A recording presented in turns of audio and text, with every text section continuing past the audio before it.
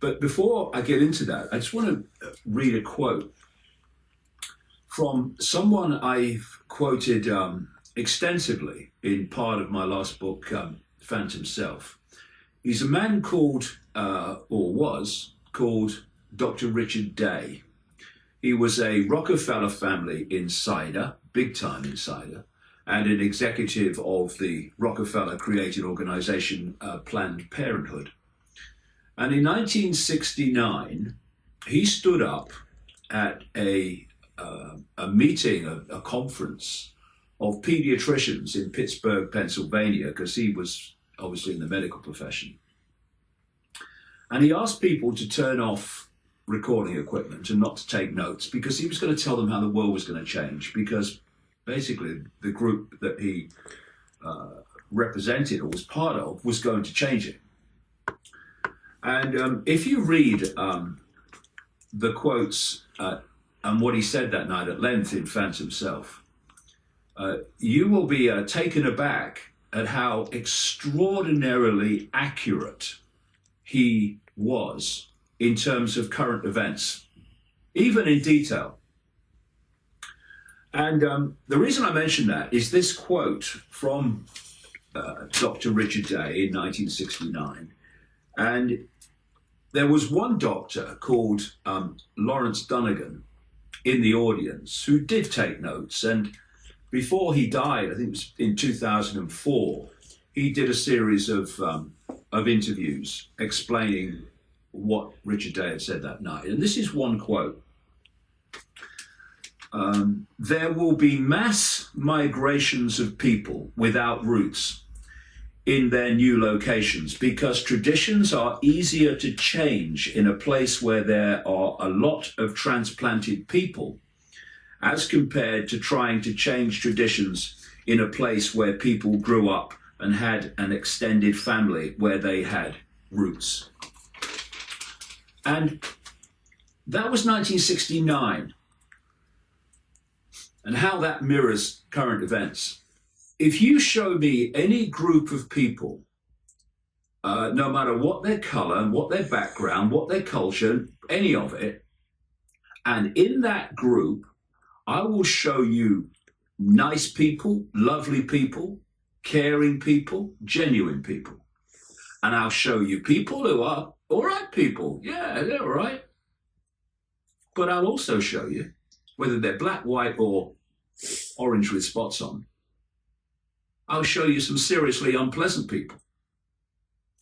And when I talk about reverse inverted racism, this is what I mean.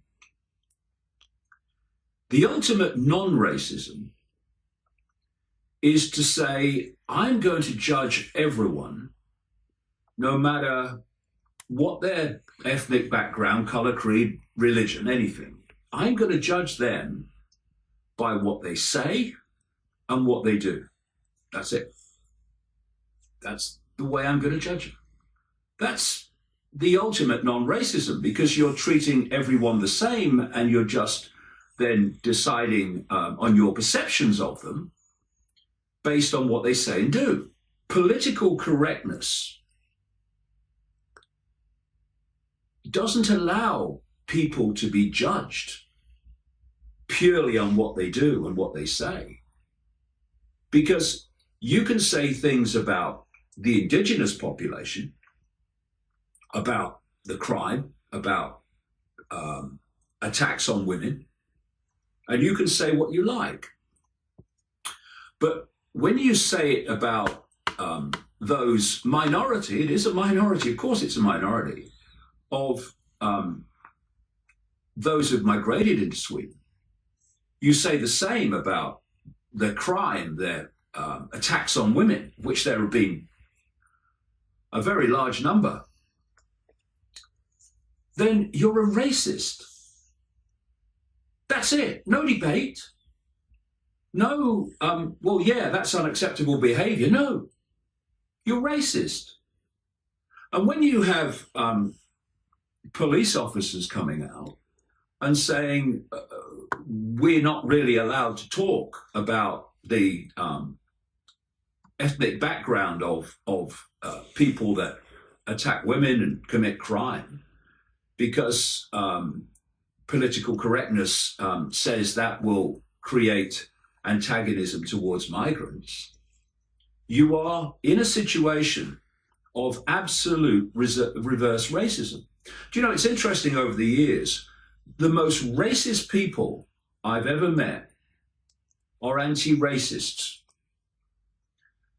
because they are obsessed with race. They're obsessed with labels. Instead of saying, we're going to look at people based on what they say and what they do. Therefore, a white person doing an attack on a woman is going to be seen in the same terms as a non-white person doing an attack on a woman, and vice versa. The attack on the woman is the common denominator. Race irrelevant. The crime is what's important. But what political correctness says, and like I say, it's vehement in Sweden, is you can't do that. You can about the white person, and you cannot about the non-white person. What we're seeing is the manipulation both of the migrants coming in such large numbers into Europe and of the indigenous population, with the strings attached to both held by the same hand. Because there is a plan that's been long, clearly, but longer than that, in the making, to transform European society. Because they do not want individuality and uniqueness in their planned world system. They just want uniformity. Look at any dictator, whether it's fascism, communism, any kind of dictator. What are they looking for overwhelmingly, again and again and again? They're looking for uniformity. Uniformity even in the architecture. I mean, look at the old Soviet Union. And they certainly want uniformity in culture and uniformity in view, because that's what centralized control of everything does. And so across Europe, we've had this massive influx of migrants. And the term used is refugees. Now, nobody supports helping refugees of war, particularly wars that are created by the West, not least all those in the Middle East and Syria. No one supports helping refugees fleeing that horror more than me. We should do all we can. But that is not only what is happening. If you look at the images of the vast multitudes of people coming into Europe out of Africa and the Middle East, they are overwhelmingly dominated by adult young men. And if you take the case of Sweden, when you open the doors indiscriminately to anyone, not those in need, those that need help, anyone, those who are coming in as a result of those fleeing war, coming in on that flow, when you open the doors to anyone, clearly, let's not talk about racism for a second. Let's talk about mathematics. Let's talk about sheer numbers. And let's talk about the fact that two cultures, very different, with very different attitudes to women, for instance, are brought together in terms of numbers over a very short time. And there's this belief, this naivety in government, although go deep in the shadows and you're looking at that quote, it's being done systematically, but in the rest of government that's not in on that, the naivety that that's not going to cause problems is breathtaking.